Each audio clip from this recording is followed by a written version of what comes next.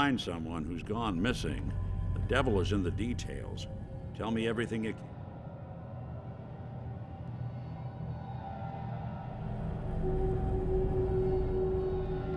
We were in a vault when it happened. Vault 111. It was some kind of cryo facility. You were on ice, huh? More importantly, you were underground, sealed up. There's a lot of obstacles to get through just to take one person. What else can you tell me? My wife was murdered. She was trying to keep them from taking Sean, and they just... It's okay. You don't need to say anything more. So, we're talking about a group of cold-hearted killers, but they waited until something went wrong to resort to violence.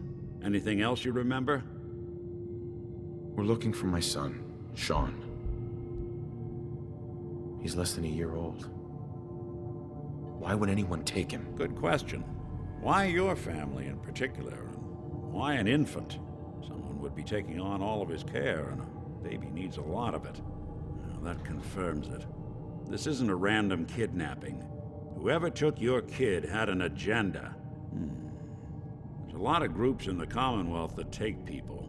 Raiders, super mutants, the Gunners, and of course there's the Institute.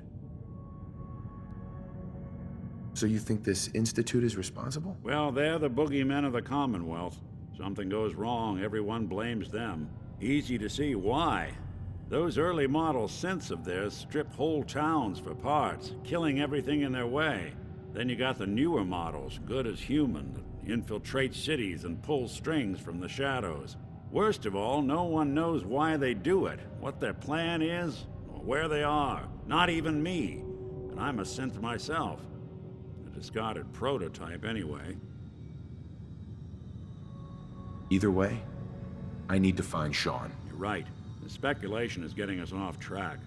Let's focus on what you saw. What did these kidnappers look like?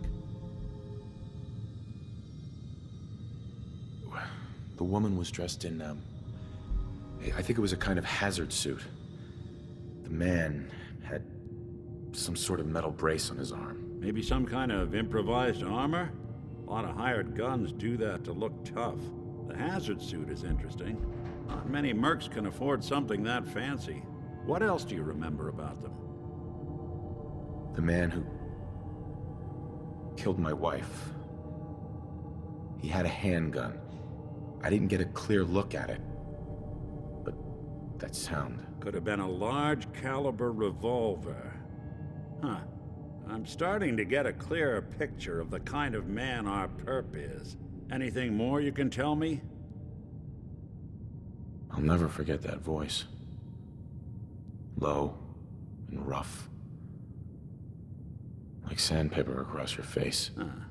Not much to go on, but a tough and commanding voice can get someone pretty far in the violence business. What else?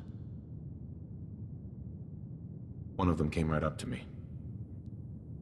Bald head. Scar across his left eye. Wait. It couldn't be. You didn't hear the name Kellogg at all, did you? I might have. Everything was foggy. It's way too big of a coincidence. Ellie, what notes do we have about the Kellogg case? The description matches. Bald head, scar, reputation for dangerous mercenary work, but no one knows who his employer is. And he bought a house here in town, right? And he had a kid with him, didn't he? Yeah, that's right. The house in the abandoned West Stands. The boy with him was around 10 years old.